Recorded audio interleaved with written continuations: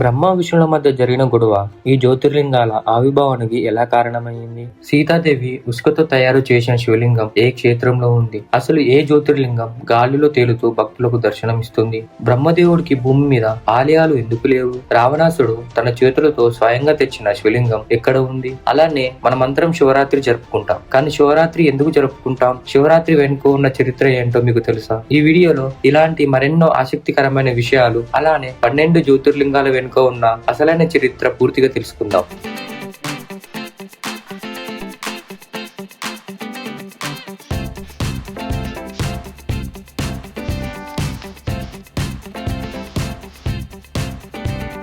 త్రిమూర్తులు అంటే మన అందరికీ తెలుసు.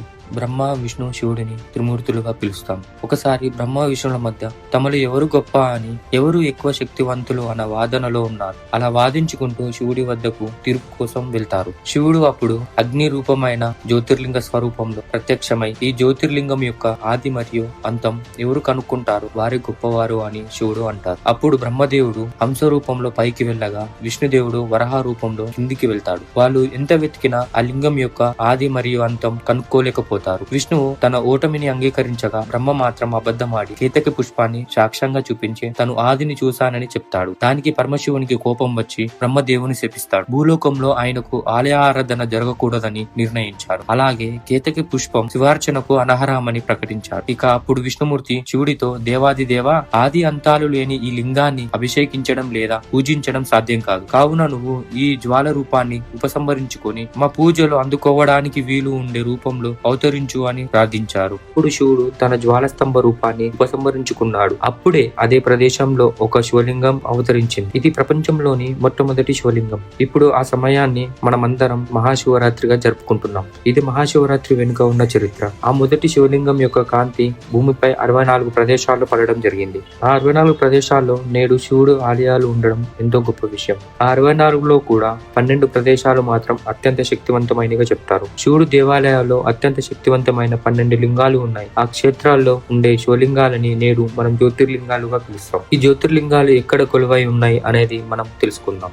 మొట్టమొదటిది సోమనాథ్ జ్యోతిర్లింగం. ఇది గుజరాత్ రాష్ట్రంలోని సముద్ర తీరంలో ప్రభాస పట్టణంలో ఉంది. ఇక్కడ శివలింగాన్ని స్వయాన చంద్రుడు ప్రతిష్ఠించారని పురాణాల్లో ఉంది. ఈ ఆలయంలో మరో ప్రత్యేకత ఉంది. అదేమిటంటే ఈ ఆలయంలోని శివలింగం ఒకప్పుడు ఎలాంటి ఆధారం లేకుండా నిలిచి భక్తులకు దర్శనమిచ్చేది. గాలిలో తేలినట్టుగా ఉండే ఈ శివలింగం గురించి ఎవరు కారణాలు చెప్పలేకపోయారు. ఇది సోమనాథ్ ఆలయం వెనుక ఉన్న చరిత్ర. మల్లికార్జున స్వామి జ్యోతిర్లింగం ఆంధ్రప్రదేశ్ లోని శ్రీశైల ప్రాంతంలో ఉంది. ఒకనాడు గణపతి అలాని కుమారస్వామికి శివపార్వతులు ముందుగా 3 లోకాలు ఎవరు ప్రదక్షిణ చేస్తారు అని ఒక పరీక్ష పెట్టారు. అప్పుడు కార్తికేయుడు మయూర వాహనంపై లోకాలను తిరగగా గణపతి మాత్రం తల్లిదండ్రుల చుట్టూ ప్రదక్షిణ చేసి వారినే 3 లోకాలుగా భావించారు. తర్వాత గణపతి విజయం పొందారు. ఇక కార్తికేయుడు ఆ ప్రతిఫలాన్ని కోల్పోవడంతో కోపంతో ఆయన క్రోంచ పర్వతానికి వెళ్లి అక్కడే కార్తికేయుడుగా వెలిశారు. నందీశ్వరుడు కృష్ణా నది తీరం శ్రీశైల శిఖరం పైన తపస్సు చేశారు. అప్పుడు స్వయాన పార్వతి పరమేశ్వరులు బ్రహ్మరాంబ సమేత మల్లికార్జునులుగా ఆ ప్రదేశంలో వెలిశారు. ఇది శ్రీశైలంలో ఇప్పుడు మనం దర్శించుకునే మల్లికార్జున స్వామి ఆలయం.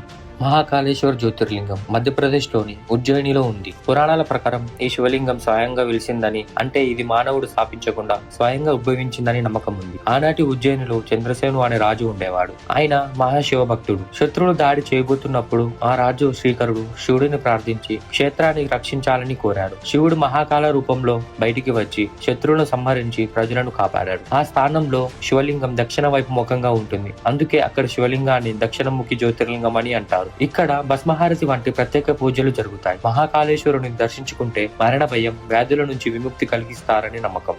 ఓంకారేశ్వర జ్యోతిర్లింగం ఈ క్షేత్రం మధ్యప్రదేశ్ లో ఉంది. సాధారణంగా అన్ని నదులు తూర్పు దిశగా ప్రవహిస్తే ఈ నది మాత్రం పడమర వైపుకి ప్రవహిస్తుంది. అందుకే ఈ నర్మదా నదిలో స్నానం చేస్తే పాపాలు తొలగిపోతాయని భక్తులు నమ్ముతుంటారు. నర్మదా నదికి ఇరువైపులా ఓంకారం మరియు అమరేశ్వరం ఆలయాలు ఉన్నాయి. ఈ ఓంకార క్షేత్రాన్ని ఆకాశం నుంచి చూస్తే ఓంకార రూపంలో కనిపిస్తుంది. అందుకే ఈ క్షేత్రానికి ఓంకారేశ్వర క్షేత్రం అని పేరు కూడా వచ్చిందని చెప్తుంటారు. 5వది కేదార్నాథ్ జ్యోతిర్లింగం. భారతదేశంలోని ఉత్తరాఖండ్ రాష్ట్రంలో సముద్రం నుంచి సుమారు 3583 మీటర్ల ఎత్తున మందాగ్ని నది ఒడ్డున ఉన్న అరుదైన పుణ్యక్షేత్రం. ఈ ఆలయంలో స్వామివారు 6 నెలలు మానవుల పూజలను అందుకుంటారు. అలానే మరో 6 నెలలు ఈ ఆలయం మూసి ఉంటుంది. దీనికి కారణం ఆ 6 నెలలు పరమేశ్వరుడు దేవతల పూజలు అందుకుంటారని చెప్తారు.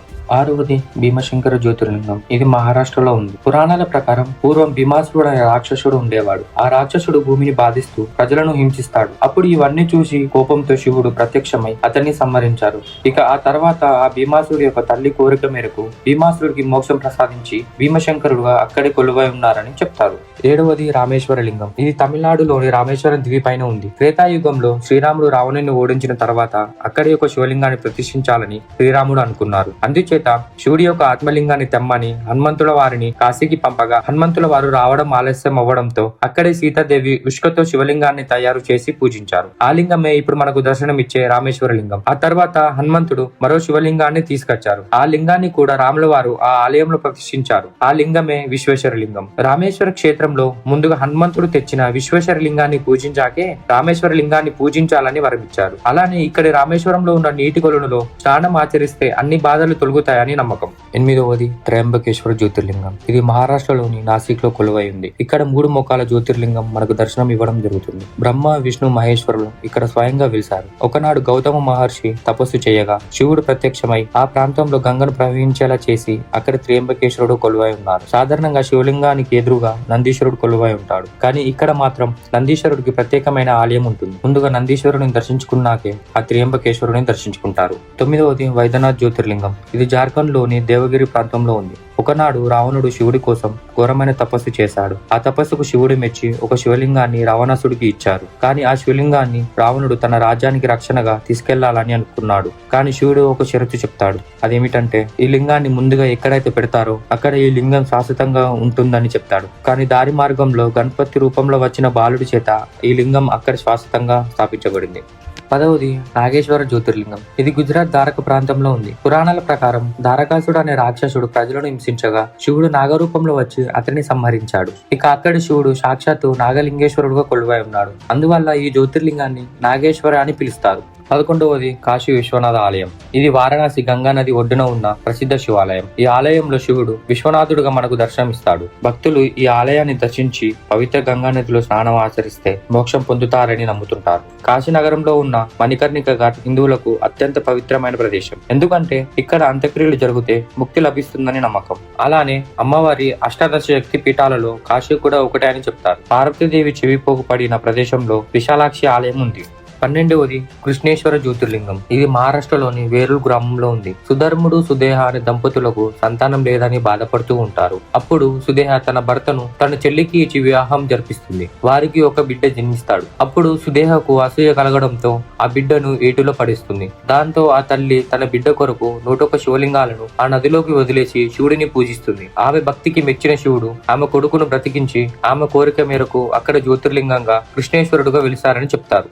ఇది 12 జ్యోతిర్లింగాల వెనుక ఉన్న చరిత్ర. ఈ వీడియో కనుక మీకు నచ్చినట్టయితే లైక్, షేర్ చేయండి. అలానే మరిన్ని ఆసక్తికరమైన వీడియోస్ కోసం మా ఛానల్ ని సబ్స్క్రైబ్ చేసుకోండి.